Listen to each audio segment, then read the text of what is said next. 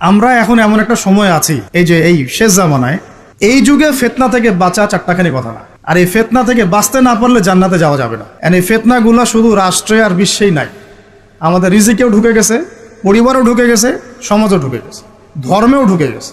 আমি সরাসরি কথা বলছি একদম। রাষ্ট্র, বিশ্ব, অর্থনীতি, সমাজ, পরিবার, ধর্ম আর সংস্কৃতি, এমন কোনো ক্ষেত্র বাকি নাই যেখানে ফিতনা ঢোকে নাই।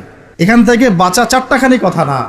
এখান থেকে বাঁচতে হলে আমাদেরকে প্রথমে যেটা করতে হবে, আগে দিনের জ্ঞান অর্জন করতে হবে। আপনি এই জেনারেশনকে জিজ্ঞাসা করেন, আমাদের স্বপ্ন তো এই জেনারেশন কি নেই নাকি? যাদের বয়স 50 হয়ে গেছে তারা আর কি করতে পারবেন দিনের জন্য? হয়তো তারা 20-30 বছর পৃথিবীতে থাকবেন হাইয়েস্ট, আল্লাহ ভালো জানেন। আগামী বিশ্বকে কে নেতৃত্ব দিবে? যাদের বয়স এখন 20 থেকে 40 অথবা 10 থেকে 30, এই তো এই জেনারেশনকে আপনি দেখেন তাদের কত পার্সেন্ট কোরআন তেলাওয়াত করতে জানে। আপনি এই যে আজকে যারা আসছে সবার কোরআন তেলাওয়াতের টেস্ট নেন, একজন আলেমের সামনে বসান, একজন একজন করে ডাকে, দেখেন সূরা ফাতিহা পড়তে পারে কতজন। এই মুসলিম উম্মাহ মার না খেলে কোন মুসলিম উম্মাহ মার খাবে আমাকে বুঝান। আমি তো বুঝি না, আমার জ্ঞান কম। এই মুসলিম উম্মাহ যদি মার না খায় কোন মুসলিম উম্মাহ মার খাবে? আজকে যারা আসছে এখানে বা এর পরেও আসবে জুমার দিনে, আপনি এদেরকে 5 ওয়াক্ত নামাজে পাবেন। তাহলে যারা 5 ওয়াক্ত নামাজ পড়তেছে না, জুমার নামাজটাকেই দিন মনে করে, তাহলে এই মুসলিম মার না খেলে কে মার খাবে? আমাকে বুঝান, আমি বুঝি না, কিছু বিষয় আমি বুঝি না। আবার যারা নামাজ পড়ে তাদের আখলাক, ব্যক্তিত্ব, আখলাক, চরিত্র, সুন্নতের জীবনযাপন, আমরা বলি না সুন্নাহ মাফিক জীবনযাপন, রাসূলের সুন্নাহ মাফিক জীবনযাপন, কতজনের মধ্যে চেহারা, সুরতে, পোশাকে, আশাকে, কথাবার্তায় সুন্নত আছে। তো যে জাতি তার নবীর সুন্নত ভুলে যায়, সে জাতি কিভাবে বিশ্ব শাসন করবে আর কেন সে মায়ের খাবে না আমাকে বুঝান। সম্ভব? তাহলে প্রথম নসিহতটা ভাই, পড়াশোনা করতে হবে। আর পড়াশোনা শুরু হবে কোন কিতাব থেকে? তাড়াতাড়ি কোরআন পড়া শুরু করেন, হাতে সময় কম, তাড়াতাড়ি শুরু করেন।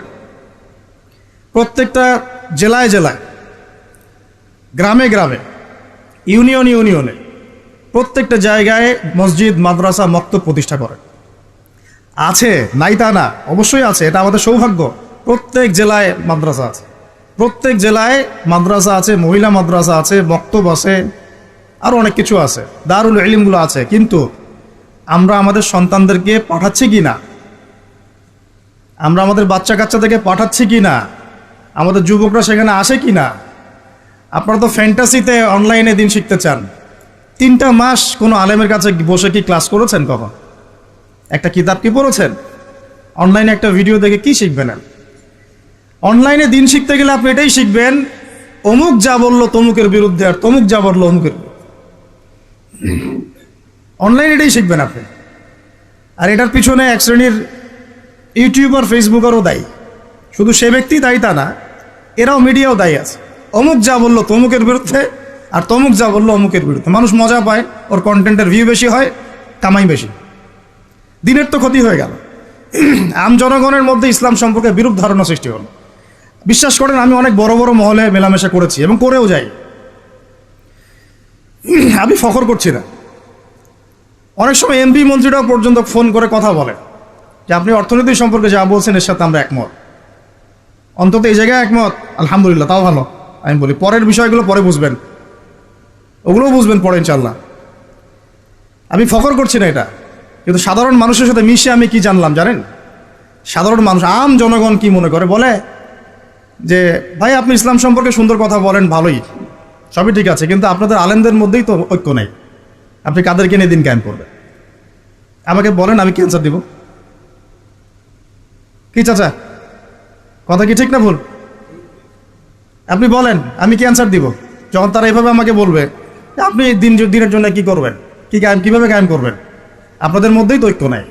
আপনাদের এক আলেম আর এক আলেমকে গালি দেয়, আরেকজন আরেকজনের সম্পর্কে গীবত করে, আরেকজন আরেকজনের সম্পর্কে সমালোচনা ধুয়ে রেখে দিচ্ছে, মানে ওয়াশিং মেশিন অনলাইনে ধুয়ে দিল একটু। আমাকে বলেন কেন মাইর খাবো না? তা এমনি তো ঐক্য নাই, তার মধ্যে মানে ঐক্য বিভক্তি বাড়ানোর জন্য আমরা উঠে পড়ে লাগছি। আর কিছু ইস্যুবাজ আছে ভিতরে, ইস্যুবাজ আজকে একটা ইস্যু, কালকে আরেকটা ইস্যু, পরশু আরেকটা ইস্যু। এই করতে করতে আসল যে গন্তব্য, আসল যে লক্ষ্য, সেখান থেকে সরে গেলাম। আসল লক্ষ্যটা কি জানেন? ওই যেখানে আমাদের ভাইরা এখন মার খাচ্ছে না, ওই ফিলিস্তিন, ওই জেরুজালেম হচ্ছে আমাদের আসল লক্ষ্য। ওইটাই পৃথিবীর এমন একটা জায়গা যেখান থেকে সভ্যতা শুরু হয়েছে পৃথিবীতে। মক্কা থেকে শুরু হয় নাই, ওই ফিলিস্তিন থেকে পুরো বিশ্বে সভ্যতা শুরু হয়েছে। আজকে থেকে এটা 10,000 বছর আগের কথা। ওখান থেকেই শুরু হয়েছে, আর ওখানেই পৃথিবীর শেষ হবে। ওইখানেই যতক্ষণ পর্যন্ত ঈসা আলাইহিস সালাম না আসছেন এবং ইসলামী খেলাফত আবার কায়েম না করছেন, কিয়ামত হবে না। এই যে আসল জায়গাটা থেকে আমাদেরকে সরায় দেওয়া হয়েছে না? কয়জন ভাবে এটা নিয়ে? কয়জন জানে বা এটা নিয়ে? জানেই বা কয়জন? কিছু মানুষ আছে সারা জীবন হাত বাঁধা নিয়ে আপনাকে ব্যস্ত করে রাখলো। বাঁধবেন কোথায়? এখানে বাঁধবেন, এখানে বাঁধবেন, এইভাবে বাঁধবেন, এইভাবে বাঁধবেন, না এইভাবে বাঁধবেন। 5টা 6টা জায়গা নিয়ে ক্যাচাল করতে করতে করতে হায়াতই শেষ হয়ে গেল। সুবহানাল্লাহ। মনে করেন এক ভাইয়ের হাত নাই, এইভাবে দাঁড়া দাঁড়া নামাজ পড়তেছে, নামাজ হবে না? হবে না? আমার হাত আছে, আমার এখানে একটা ফোড়া উঠছে, মনে করেন সত্যি সত্যি উঠছে, এটা মিথ্যা বলছি না, তা আমি এভাবে নামাজ পড়তে হবে কি না? হবে না? হাত বাঁধেই নাই সে, হবে না? হবে না? আর যখন বোম পরে জান থাকবে না, তখন হাত বেঁধে কি করবে? তখন উম্মার মধ্যে মারামারি, কাটাকাটি, বিভক্তি, আর কাফেররা এসে উম্মার সাথে যুদ্ধ করা শুরু করবে, তখন কি হাত বাঁধে নিয়ে ব্যস্ত হয়ে থাকবে? তো এই ব্যস্ত আছেন বলেই তো হাতে অস্ত্র ধরতে পারছি না। এক ভাই খুব সুন্দর কথা বলছে যে ইসরায়েলের উচিত যে বাংলাদেশ থেকে এরকম কিছু শায়েক এবং মানুষকে হায়ার করা এবং এদেরকে ফিলিস্তিনে ছড়িয়ে দেওয়া, তাহলে জীবনেও ফিলিস্তিনিরা আর অস্ত্র হাতে নিতে পারবে না। ওরা এগুলো নিয়েই ব্যস্ত থাকবে সারা জীবন। আল্লাহ না করুক, যদি আল্লাহ না করুক, আমরা দোয়া করি, কিন্তু আমরা আশঙ্কা তো করি, আল্লাহ না করুক যদি শান্তিপূর্ণ এই বাংলার মাটিতেও কখনো এরকম পরিস্থিতির সৃষ্টি হয়, আল্লাহ না করুক, দোয়া করি আমরা, তখনও এক শ্রেণীর মানুষ এগুলো নিয়েই ব্যস্ত থাকবে। আপনাকে আপনার মূল লক্ষ্যটা থেকে সরায় দেওয়া হয়েছে। এটা বোঝার জন্য, এই ফিতনাগুলো চেনার জন্য ভাই, সবার আগে দিনের জ্ঞান অর্জনের কোনো বিকল্প নাই। পড়তে রাজি আছি তো ইনশাআল্লাহ? অনলাইনে দিন শিখতে পারবেন না। কিছু ভালো ভালো আলেম আছেন যাদের লেকচার হয়তো শুনতে পারবেন, শুনে আপনি উৎসাহিত হতে পারবেন, বুস্ট আপ হবেন, ইন্সপায়ার্ড হবেন, কিন্তু এটা দিন শেখার কনস্ট্রাকটিভ কোনো প্ল্যাটফর্ম না। আপনাকে খাতা কলম নিয়ে ওই স্কুল কলেজের মতোই আলেমদের কাছে আসতে হবে, সিলেবাস রেডি করতে হবে, সিলেবাসে পড়তে হবে, পড়ার জন্য জায়গা দরকার, মাদ্রাসা দরকার, মসজিদ দরকার, মক্তব দরকার, এগুলো আপনাদেরকে করতে হবে। আর যেখানে আছে সেগুলোকে আবাদ করতে হবে। যেমন মসজিদ করেছেন, আবাদ করেন এটাকে। মসজিদ মানে নামাজ পড়ে দরজা বন্ধ করে রেখে দেবো, এর নাম মসজিদ? মসজিদ মানে এখান থেকে দিনের দাওয়াতটা ছড়াবে, দিনের শিক্ষাটা ছড়াবে, তাই নয় কি? আল্লাহ রসুল কি মসজিদ সাল্লাল্লাহু আলাইহি ওয়াসাল্লাম মসজিদ প্রতিষ্ঠা করে শুধু নামাজের সময় খুলতেন আর নামাজের পরে বন্ধ করতেন?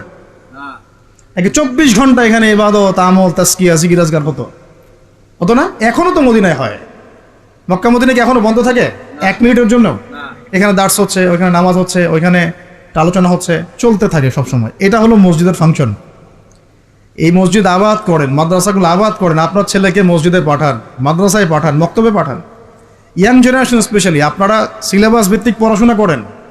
এই ফ্যান্টাসি দিয়ে কিচ্ছু হবে না, আবেগ দিয়ে, ফ্যান্টাসি দিয়ে কাজের কাজ কিছু হবে না। খুব আবেগ লাগতেছে, খুব কষ্ট হচ্ছে আমার ফিলিস্তিনের জন্যে, খুব কষ্ট হচ্ছে পুরো বিশ্বের প্রেক্ষাপটে মুসলিমদেরকে দেখে, কিন্তু আপনি তো ইসলাম সংশোধনের দিকে আসছেন না। মাঝে মাঝে নামাজ পড়ছেন, কোনোরকম 5 ওয়াক্ত নামাজ পড়লেও সুন্নাহ মাফিক জীবনযাপন করছেন না, জিনায় লিপ্ত হয়ে যাচ্ছেন, সুদ খাচ্ছেন, অর্থনৈতিক জীবনের কথা বলছি, এখানে সুদ খাচ্ছেন, ব্যবসায় প্রতারণা করছেন, রাজনীতি করতে গিয়ে আপনি তাগুতের দিকে চলে গেছেন। এক কথায় তাগুতের দিকে। তাগুত মানে আল্লাহ বাদ দিয়ে যার উপাসনা করা হয়। আমরা এখানে আল্লাহ পাকের বিধানের দাসত্বের চাইতে মানব রচিত বিধানের দাসত্ব বেশি করেছি এবং করছি, এখনো করছি, করে যাচ্ছি। কিছু করার নাই, কারণ পুরো বিশ্বটা এইভাবেই তো ফাংশন করা। যাদের গলায় জাতিসংঘের দড়ি আছে এরা তো এখান থেকে বেরোতে পারবে না। পারবে না, তাহলে ওদের আন্ডারে যে রুলস অ্যান্ড রেগুলেশনস এর আওতায় তো চলতে হবে। কিন্তু শিরক হয়ে গেল, এখানেও তো শিরক হয়ে গেল। মার না খাওয়ার কোনো কারণ নাই আমাদের এখন এই পর্যন্ত যে আমরা শান্তিপূর্ণভাবে নামাজ কালাম পড়তে পারছি আল্লাহ পাকের রহমত। বিশ্বাস করেন আল্লাহ পাকের খাস রহমত। কিন্তু জানি না কত বছর এই রহমত থাকবে এইভাবে যদি আমরা সতর্ক না হই। সতর্ক হওয়ার জন্যই বলছি ভাই, এগুলো নিয়ে আমরা অনেক ভাবি, না বুঝে না জেনে একটা শব্দ বলছি না। আমি আল্লাহর কসম, আমি না বুঝে না জেনে না স্টাডি করে একটা কথা বলতেছি না। শেষ জামানার সবচেয়ে ইম্পর্টেন্ট জায়গা ওই প্যালেস্টাইন, ওই ফিলিস্তিন, জেরুজালেম। পুরো বিশ্বটা ওইখানে গিয়ে আস্তে আস্তে শেষ হয়ে যাবে। সামনে যত বড় বড় ঘটনা, মালহামা মানে মহাযুদ্ধ, তারপরে ইমাম মাহদির আগমন, দাজ্জালের আত্মপ্রকাশ, দাজ্জাল ইহুদিদেরকে নিয়ে বিশ্বটাকে শাসন করবে, তারপরে ঈসা আলাইহিস সালামের আগমন, ইহুদিদের সাথে মুসলিমদের যুদ্ধ, তারপরে ওই বাইতুল মুকাদ্দাস আবার বিজয় করা, ওইখানে ঈসা আলাইহিস সালাম আবার 40 বছর খেলাফত চালাবেন, 40 বছর। এই পুরো ঘটনাগুলো ওই জায়গা কেন্দ্র করে হবে, আমাদের কোনো হদিসই নেই। আরও অনেক বিষয় আছে, কিন্তু মূল কথাটা হচ্ছে আমরা পৃথিবীতে হাসি থামাশা করতে, ঠাট্টা ছলনা করতে আসি নাই। আল্লাহ পাক প্রত্যেককে কিছু না কিছু দায়িত্ব দিয়ে পাঠাইছেন এবং আমাদের প্রত্যেককে আল্লাহ পাক পরীক্ষা করছেন, এবং এই হায়াতের রিজিকের নিয়ামতের আল্লাহ পাক আমাদের কাছে পাই পাই করে হিসাব নেবেন। এই যে শ্বাস নিচ্ছি একটা শ্বাস, এই একটা শ্বাসেরও হিসাব আল্লাহ পাক নেবেন। একদিন নবীজি একটা বাগানে ঢুকলেন, তিনি ক্ষুধার্ত, সাথে আবু বকর সিদ্দিক। আবু বকর, তোমার বাসায় কি খাবার আছে? ইয়া রাসূলুল্লাহ, আমার বাসায় খাবার নেই। তা চলো। ওমর, রাস্তায় ওমরের সাথে দেখা। ওমর, কি অবস্থা? ইয়া রাসূলুল্লাহ, ক্ষুধার্ত, বাসায় খাবার নেই, আমার বাসায় খাবার নেই। তিনজনে হাঁটতে হাঁটতে ঢুকলেন তালহা রাদিয়াল্লাহু আনহুর বাগানে। সেখানে মাশাআল্লাহ ঠান্ডা পানি খেলেন, খেজুর খেলেন, তৃপ্তি করে খেলেন। মাশাআল্লাহ, সে বাগান অনেক সুন্দর বড় ছিল। খেয়ে নবী সাল্লাল্লাহু আলাইহি ওয়াসাল্লাম বললেন, সুম্মা লাতুসআলুন্না ইয়াওমাইযিন আনিন নাঈম, যে অবশ্যই কিয়ামতের দিন আল্লাহ পাক এই ঠান্ডা পানি সম্পর্কেও আমাদেরকে জিজ্ঞাসা করবেন। আমরা প্রস্তুত নিঃশ্বাসের জবাব দেওয়ার জন্য, হিসাব দেওয়ার জন্য, পানির হিসাব দেওয়ার জন্য? ঠান্ডা পানিতে গোসল করে আসছেন আজকে সবাই, তৃপ্তি পেয়েছেন। শুকরিয়া কখন আদায় হয় যে আল্লাহ পানি নাজিল করেছো, এই জন্য তোমার শুকরিয়া। খেলাম 4টা ভাত, এই 4টা ভাতই ফিলিস্তিনে নাই। আমার কথা বিশ্বাস করেন, কথাগুলো আমি কলিজা থেকে বলছি। আমি জীবনে খাওয়ার হাতে নিয়ে 2 দিন কেঁদেছি। একদিনের ঘটনা আমি বলতে পারবো না, এটা কিয়ামতের মাঠে দেখা যাবে। অনেক বাধ্যবাধকতা আছে, আমরা বলতে পারবো না। তবে খাওয়ার কথা ছিল আমার খিচুড়ি। আমার সাথে 3-4 জন গেস্ট ছিল। আমি বাসায় ফোন করেছি, আমার সাথে গেস্ট আছে, কি রান্না করলে ভালো হয়? বললাম খিচুড়ি করলে ভালো হয়, খেয়ে ফেলবে তাড়াতাড়ি। ওই খিচুড়ি খাওয়া হলো না, কোনো একটা কারণে খাওয়া হলো না। একদিন পর সেই খিচুড়ি খেতে পারলাম। দেখলাম যে একদিন পর যে খাবারটা আমার কাছে এসেছে এটা খিচুড়ি, যে খিচুড়ি আমার বাসায় খাওয়ার কথা ছিল। ওই দিন ওইটা দেখে আমার চোখ দিয়ে পানি পড়লো যে এই খাবারটা আমার এখানে খাওয়ার কথা ছিল না, অন্য কোথাও খাওয়ার কথা ছিল। আর একদিন এই যে 8 তারিখ না 9 তারিখে যখন আমরা আমার বাসায় খাবার নিয়ে আসছে, রোজা খুললে তো খাইতে ভালো লাগে নাকি বলো? ইফতার করার পরে খাবারটা খেতে ভালো লাগে না? শান্তি লাগে। রুটি, গরম গরম রুটি, খাসির গোশত, খুব ফেভারিট খাবার মুসলিমদের। বিশ্বাস করেন খেতে পারতেছি না, মিথ্যা কথা বলছি না, ফখর করেও কিছু বলছি না, আল্লাহর কসম, আল্লাহ সাক্ষী। কারণ আমাদের বাচ্চারা তো খেতে পারছে না ওখানে, আমার বোনরা খেতে পারতেছে না, আমার ভাইরা খেতে পারতেছে না। ওরা খাচ্ছে একটা জিনিসই, বুলেট আর আকাশ থেকে বোম। আমরা তৃপ্তি করে খাচ্ছি, একবার ফিকিরও হয় না যে এর জন্য আল্লাহর শুকরিয়া আদায় করতে হবে, নিয়ামতের কৃতজ্ঞতা স্বীকার করা উচিত, ওদের কষ্টে আমাদের ব্যথিত হওয়া উচিত। খাবারটুকু পাঠাতেও তো পারছি না, যে আমরা সবাই 10-20 টাকা করে তুলে 1 কোটি টাকা ফান্ড একটা কালেক্ট করে পাঠাই দিব, এই সুযোগটাও তো পাচ্ছি না। এত সহজ কি ব্যাপারটা? কে যাবে, কে দিবে? আর যারা কাজ করছে তারাও অথেন্টিক কিনা, আসলেই জায়গায় যাচ্ছে কিনা, ওরা পাচ্ছে কিনা, চতুর্দিক থেকে অবরুদ্ধ জায়গা। আমরা সবাই মিলে আমাদের ভাই বোন শিশুদেরকে ওখানে মরার জন্য ছেড়ে দিয়েছি, এটাই সত্য কথা। এবং এর জন্য পুরা উম্মাকে জবাব দিতে হবে, পুরা উম্মাকেই জবাব দিতে হবে। সবচেয়ে বড় জবাব দিতে হবে আরবের নেতাদেরকে, আশপাশের যারা নেতা আছে এদেরকে। আরবের যে নেতারা আছে এদেরকে বিগত 70 বছর ধরে এরা যা যা করেছে এর উত্তর দিতে হবে, জবাব দিতেই হবে, কোনো উপায় নাই। আমাদেরকেও দিতে হবে, প্রত্যেক রাষ্ট্রপ্রধানকে দেওয়া লাগবে। যে লিখতে পারতো লিখে নাই তাকে দেওয়া লাগবে, যে বলতে পারতো বলে নাই তাকেও দেওয়া লাগবে, যার অস্ত্র দেওয়ার ক্ষমতা ছিল দেয় নাই তাকেও বলা লাগবে, যার মিলিটারি পাওয়ার ছিল, সে চাইলে ওখানে ইন্টারভেন করতে পারতো, সে করে নাই, তাকেও বলতে হবে। আর যারা ওদের সাথে আতাত করে বন্ধুত্ব করেছে, এরা তো মুনাফিক, টাটকা মুনাফিক, পাক্কা মুনাফিক। এরাই তো তারা যারা কাফেরদের সাথে জাহান্নামের তলদেশে থাকবে। মুসলিমদেরকে বাদ দিয়ে মুনাফিক ওই ইহুদি খ্রিস্টানদের সাথে বন্ধুত্ব করেছে। যে ইহুদি খ্রিস্টানরা আমাদের ভাই বোনদেরকে মেরে এক ঝাঁঝরা করে ফেলাচ্ছে, আমি ওর সাথে বন্ধুত্ব করতে পারি? কি বলে আপনাদের ইমান? আর এই কথাগুলো কি উগ্রবাদী কথা হয়ে গেল? না, এগুলো সত্যি কথা। আর সত্যি কথা বলার পরে কি হবে সেটা তো দেখার দরকার নেই, আল্লাহর কাছে আমাকে জবাব দিতে হবে, এটাই আমার ফিকির। তো যারা দোয়া করতে পারবে তারা যদি দোয়া না করে, আল্লাহর কাছে জবাব দিতে হবে। যারা বলতে পারে যদি না বলে, আল্লাহর কাছে অ্যান্সার দিতে হবে। যারা খাবার পাঠাতে পারতো তারা পাঠায় নাই, আল্লাহর কাছে অ্যান্সার দিতে হবে। একটু ভেবে দেখেন না, আপনার যদি একটা বাচ্চা কখনো এমনি মারা যায় তাহলে আপনার কেমন লাগবে? আল্লাহ না করুক। একটা বাবার জন্য সবচেয়ে কষ্টের কোন সময়টা বলেন তো? নিজের সন্তানকে দাফন করা। আমরা তো কখনো করি নাই এটা, আমরা বুঝবো কিভাবে? যে ঘন্টাওয়ালা কিছু লোক বসে বসে অনলাইনে বলতেছে যে এগুলো ফিতনা, এটাই, ওরা কি কখনো নিজের সন্তানকে দাফন করেছে নাকি? কখনো কষ্ট স্বীকার করেছে নাকি? কখনো রিমান্ডে গিয়েছে নাকি? মায়ের খেয়েছে নাকি? কখনো জেল খাটছে নাকি? ও তো সুখে আছে, 3 বেলা খাচ্ছে দাচ্ছে, মাশাআল্লাহ, সুখে শান্তিতে জীবনযাপন। ও কি বুঝবে উম্মার কষ্ট? ও কি বুঝবে বাচ্চাদের কষ্ট, এই মা বোনদের কষ্ট? আর আমরা সর্বোচ্চ বলতে পারতেছি ব্যাস, কিন্তু সচেতনতা তো তৈরি করা দরকার। আপনার ছেলে যদি বলে ওখানে কি হচ্ছে, ওকে বলা উচিত, বাবা ওখানে কিছু শয়তান আছে, যে শয়তানগুলা আমাদের নিরীহ বাচ্চাদেরকে মেরে ফেলছে। তুমি যখন বড় হবা, তোমাকে আল্লাহ পাক সামর্থ্য দিলে তুমি শয়তানগুলোকে মেরে ফেলিয়ে। বাচ্চাকে শেখানো উচিত। ওরা 100 বছর থেকে ওদের বাচ্চাকে এগুলো শিখাইছে। ওরা 100 বছর থেকে ওদের বাচ্চাদেরকে শিখাইছে যে মুসলমানরা হচ্ছে পৃথিবীর সবচেয়ে জঘন্য প্রাণী। ওদেরকে যখনই দেখবা তখনই মারবা। ওদের সাথে শত্রুতা করা তোমার উপর ফরজ। এটা ওরা শিখাইছে ওদের বাচ্চাদের। আমাকে বলেন, কোনো মানুষ, একটা সুস্থ স্বাভাবিক মানুষ হাসপাতালে বোমা ফেলতে পারে কিনা? বলেন। সে হোক ইহুদি বা খ্রিস্টান বা হিন্দু বা বৌদ্ধ বা মুসলিম, মুনাফিক, যেই হোক, কোনো মানুষ কি হাসপাতালে বোম ফেলতে পারে? কিভাবে ফেলল? তাহলে কি পরিমাণ ক্ষোভ তারা ভিতরে ভিতরে লালন করে, আপনার কি বোঝার বাকি আছে? ওরা সুযোগ পাইলে একটাকেও ছাড়বে না, সবাইকে মেরে ফেলার। এই জন্য অল্প অল্প করে আগাচ্ছে, অল্প অল্প করে, আস্তে আস্তে। আমি এটা নিয়ে বিস্তারিত আলোচনা করছি বিগত প্রায় 1 মাস থেকে, আরও 5 বছর থেকে বলে আসতেছিলাম। লাস্ট 1 মাসে আপনারা দেখছেন এখন কি হচ্ছে। ধারাবাহিক এরকম সেশন আসবে ইনশাল্লাহ। আরও অনেক কথা আছে, কিভাবে এই জায়গায় তারা আসলো, এটা 4টাখানি কথা না, বিশাল হিস্ট্রি। এমন অনেক সময় হয়েছে, এগুলো কিছুই না, এমন অনেক সময় হয়েছে 1 দফাতে 2.5 লক্ষ মানুষকে মেরেছে তারা ওই জায়গাতে, 1 দফাতে। 1940 সালের কথা বলছি, এক্স্যাক্টলি 1939 সালের জুলাইয়ের দিকের কথা, 1939 সালের দিকের কথা বলছি। ওই সময় এরা ওখানে ফিলিস্তিনিদের মধ্যে প্রায় 2.5 লক্ষ মানুষকে মেরেছিল। 2.5 লক্ষ মানুষ উপরে কি মনে হয়? এভাবে যদি আমি পরিসংখ্যান দিতে থাকি, এখানে আজকে 3টা-4টা বাজবে।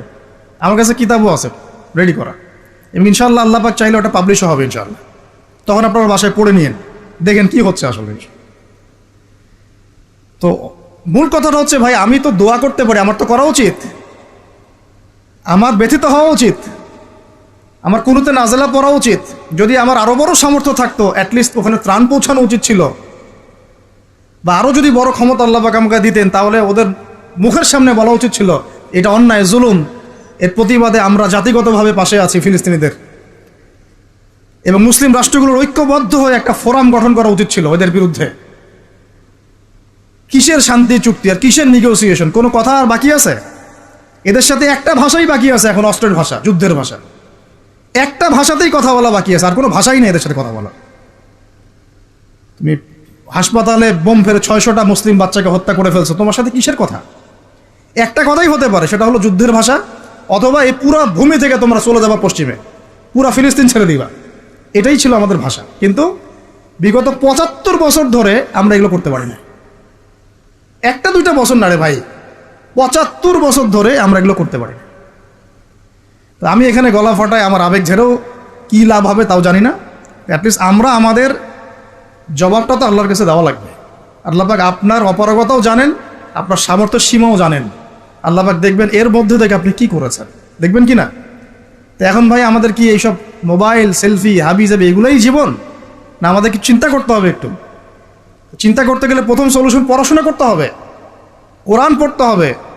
যে যাই বলুক কোরআন পড়লেই হয়ে যাবে, সেই হয়ে যাবে, সব কথা বাদ দেন, আপনি কোরআন পড়েন।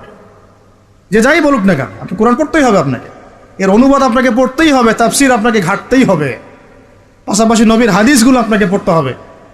অবশ্যই কোনো না কোনো আলেমের সোহবতে থাকতে হবে। উদ্বাস্তুর মতো জীবনযাপন করবেন না এই 10 জন 20 জন সার্কেল নিয়ে। ওলামায়ে কেরামদের মধ্যে যারা হক্কানি ওলামায়ে কেরাম, তাদের কাছে এসে পরামর্শ করে চলাফেরা করবেন, যাতে আপনি বিভ্রান্তির শিকার না হন, পরামর্শ করতে পারেন। বাংলাদেশে কি আলেম ওলামার অভাব আছে? যত তাদের মধ্যে বিভক্তি থাক, যতই তারা একে অপরের সাথে কলুশনে থাক না কেন, যত দল থাক, তারপরেও আপনি ওলামায়ে কেরামের সাথেই থাকবেন। তারপরেও তাদের জবাব তারা দিবে, বাট আপনি আপনার জায়গার দায়িত্বটা পালন করবেন এবং হকপন্থী চিনে নেবেন। হকপন্থী আর মুনাফেক চেনার সবচেয়ে উপযুক্ত সময় কোনটা সেটাও বলে দিই। হকপন্থী ওলামায়ে কেরাম আর মুনাফেক যারা মুসলিম উম্মার ভিতরে কাজ করছে আমাদের মতো লেবাস পোশাকে, এটা চেনার, ফাইন্ড আউট করার সবচেয়ে শ্রেষ্ঠ সময় হচ্ছে উম্মার এই সংকটপূর্ণ সময়গুলা। উম্মার উপর যখন কোনো বিপদ আপদ, বালা মুসিবত, সংকট আসবে, আপনি এমনি বুঝতে পারবেন কারা মুনাফেক কারা হকের উপর আছে, যদি আপনার বিবেক থেকে থাকে, আপনার বুঝ থেকে থাকে। এরপরেও যদি না চিনতে পারেন, আপনি দাজ্জাল, অন্ধ, আপনি দাজ্জালের মধ্যে এক চোখ অন্ধ। এই মাজলুমদের বিপক্ষেও বহু আলেম কথা বলে নাই বাংলাদেশে, বলে নাই? তা আপনাকে আমি আর কিভাবে চিনাবো, কিভাবে চোখে আঙ্গুল দিয়ে চিনাবো যে আসলে কারা হকপন্থী কারা বাতিলপন্থী? এইটুকু তো আপনার দায়িত্ব চেনার। কিভাবে এভাবে তাদের সাথে আপনি নিজের জীবনটা নষ্ট করে ফেলতেছেন? সুবহানাল্লাহ। আল্লাহ পাক আপনাদেরকে হেফাজত করুন, সঠিক পথে রাখুন, ওলামায়ে কেরামের সোহবতে থাকুন, হকপন্থী ওলামায়ে কেরাম। আর ভাই প্রতিদিন যে সুন্নাহগুলো আছে এগুলো আমল করেন, নিজের উপর একটা সংশোধন নিয়ে আসেন। আল্লাহ পাক ততক্ষণ পর্যন্ত আমাদেরকে বিজয় দিবেন না যতক্ষণ না আমরা পরিপূর্ণ ইসলামে প্রবেশ করতেছি। আর পরিপূর্ণ ইসলাম মানে কি শুধু জুমার নামাজ পড়া, শুধু ঈদের নামাজ পড়া? আমাকে বলেন, আপনারা তো জানেন সব কিছু। পরিপূর্ণ ইসলাম মানে কি? 5 ওয়াক্ত নামাজ তো আপনাকে পড়তে হবে। আল্লাহ যদি তৌফিক দেন, সামর্থ্য দেন, তাহাজ্জুদও পড়তে হবে, চেষ্টা করতে হবে, নফল আমল বাড়াই দিতে হবে, জিকির আজগার, তেলাওয়াত, তাসবিহ, তাহলিল বাড়াই দিতে হবে, আল্লাহর কাছে কান্নাকাটি বাড়াইতে হবে, ফিতনা থেকে দূরে আসার চেষ্টা করতে হবে, এই জগতের মোহ ছাড়তে হবে। যতটুকুতে আমার জীবন চলে যায় বাস এতটুকুতেই। আমি এইভাবেও বলতেছি আপনাদেরকে এখন সরাসরি, নিজেদের আপনজনদের মধ্যে, পরিবারের মধ্যে, বংশের মধ্যে কেউ যদি আপনাকে দিনের পথে চলতে বাধা প্রদান করে, ফিতনা সৃষ্টি করে, আপনি তার থেকেও নিজেকে সরে রাখবেন। দিন আপনার, জীবন আপনার, মানে দিন আমার, জীবন আমার, ইহকাল আমার, পরকাল আমার, জবাব আমার। আমার অন্য কারো দ্বারা প্রভাবিত হয়ে দিন নষ্ট করা যাবে না, যাবে?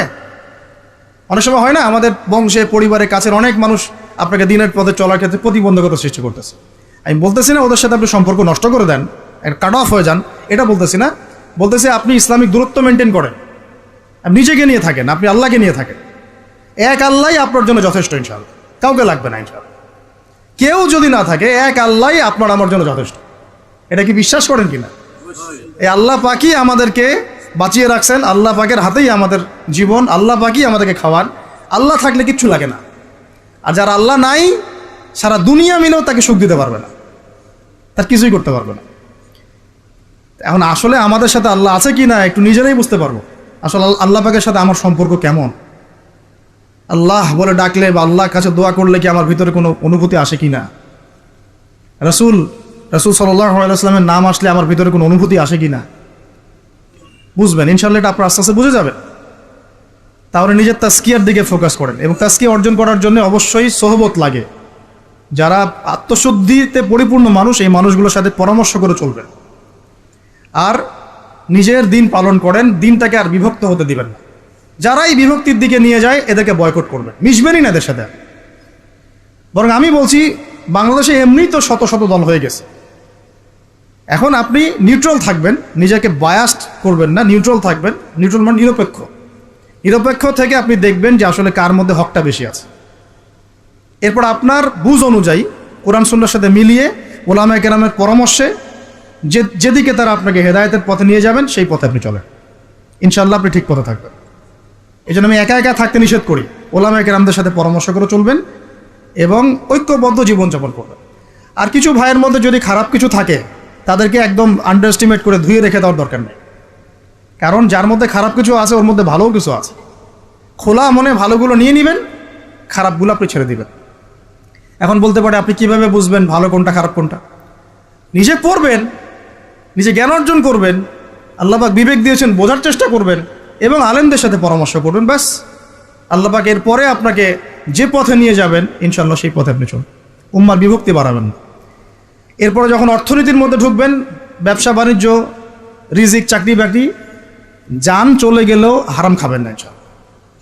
আল্লাহ পাক তৌফিক দান করে, আপনাকে তৌফিক দেখ, আমাকেও তৌফিক দান। কারণ আমরা সবাই হারাম খাচ্ছি, আমি নিজেও ফিল করি। হারাম না খেলে আমাদের দোয়া কবুল হইতো, দোয়া যে কবুল হচ্ছে না বোঝেন না। কাবা ঘরে দোয়া হচ্ছে বিগত প্রায় 40-50 বছর থেকে, আল্লাহ ফিলিস্তিনকে মুক্ত করে দাও, মুসলিম ভাইদেরকে সাহায্য করো, নুসরা নাজিল করো। আপনি দোয়ার কি বরকত দেখতে পারতেছেন? দোয়ার কি ইম্প্যাক্ট পড়তেছে? রিজিক হারাম, রিজিক অনেক সময় হারাম হয়ে যাচ্ছে আমাদের। এমনকি হজের মতো মৌসুমে, উমরার মতো মৌসুমে আমরা যে গোশতগুলো খাচ্ছি বাইরে, এগুলো যে কতটুকু আল্লাহর নামে জবাই করছে আল্লাহ ভালো জানে। ভাবতে হবে তো, এগুলা পারতেছি না। আমি সত্যি বলতেছি যে আমরা হালাল খাইতেও পারতেছি না মনে হয়। চেষ্টা করতে হবে 100% হালালের উপর থাকার জন্য। যদি আল্লাহর নামে জবাই না করা হয় সেটা কি হালাল হবে? যদি আমার টাকার মধ্যে সুদ থাকে হালাল হবে? যদি আমার টাকার মধ্যে ঘুষ থাকে হালাল হবে? বাংলাদেশের লক্ষ লক্ষ মানুষ নামাজ পড়ে মসজিদে, ঘুষখোর। বাংলাদেশের লক্ষ লক্ষ না, কোটি কোটি মানুষ মসজিদে নামাজ পড়ে, মুসল্লি সুদখোর। অনেক মসজিদ কমিটি আছে সুদখোর। ভাই আমার কথা বলতে কোনো ভয়ে কাজ করে না, আর আমি কারো পরোয়া করি না, সত্য কথা বলতে, এক আল্লাহ ছাড়া। বাংলাদেশে লক্ষ লক্ষ মানুষ আছে মসজিদে নামাজ পড়ে, সুদখোর, ঘুষখোর, দুর্নীতিবাজ, করাপ্টেড। আমাদের কথা বলছি, দাড়ি টুপিওয়ালা মানুষ, আমরা বহু দাড়ি টুপিওয়ালা মানুষ আছি, সমাজে চলাফেরা করি, আমাদের রিজিক ঠিক নেই, হারাম খাচ্ছি। দোয়া কবুল হবে? আল্লাহ পাক আমাদেরকে হারাম থেকে বাঁচান, হারাম থেকে বাঁচান। এরপর পরিবার যখন গঠন করতে যাবেন, ভুল করে পরিবারে অনইসলামিক কোনো মতাদর্শকে স্থান দিবেন না। পরিবারের বউ বাচ্চা যেন পর্দা করে, খেয়াল রাখতে হবে। বিয়ে শাদী করার সময় খেয়াল রাখতে হবে কোন মেয়েটাকে বিয়ে করছেন।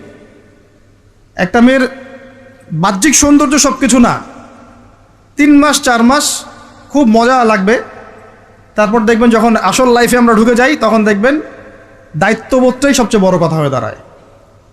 এই রওনাক চলে যাবে, দিনদারিতা না থাকলে এই রওনাক চলে যাবে। মেয়ে দিনদার কিনা এটা দেখবেন সবার আগে। দিনদার হলে যদি একটু গায়ের রং কালো হয়, বিয়ে করে ফেলেন, বিয়ে করে ফেলেন।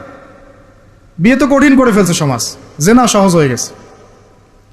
মোস্তফা কামাল আতাতুর্ক যখন ক্ষমতায় আসছিল না, আমি সংবিধান চেক করলাম আজকে পড়তে এক জায়গায়, ওই সময়কার সংবিধান তুরস্কের। মোস্তফা কামাল আতাতুর্ক যখন 1918 সালের পরে ক্ষমতায় আসছে, ওকে তো ক্ষমতায় বসাইছে ব্রিটেন। এ তো জানেন হিস্ট্রিটা, আপনারা অনেকে জানেন যারা পড়াশোনা করেন। ওর সংবিধানে লিখেছে যে একাধিক বিয়ে করা হারাম, আর অমুসলিম নারীকে বিয়ে করাও বৈধ। নাউজুবিল্লাহ, সব উল্টাই দিছে। তা আমাদের সমাজে এখন ওইরকম চিত্র দেখা যাচ্ছে যে আপনি 17 বছরে বিয়ে করতে পারবেন না, 17 বছরে আপনি জেনা করছেন। আল্লাহ মাফ করুক, বাংলাদেশে 17 বছর বয়সে জেনা করা ছেলে মেয়ের অভাব আছে? আদমশুমারির মতো এই কুমারিত্ব টেস্ট যদি করা হয় ছেলে মেয়েদের, তারপর দেখা যায় কি অবস্থা। তো বিয়েটাকে সহজ করা উচিত। বিয়ের বয়স একটা ফিক্স করা হয়েছে, এর সাথে তো আমরা এখন যুদ্ধ করতে পারবো না। পারবেন?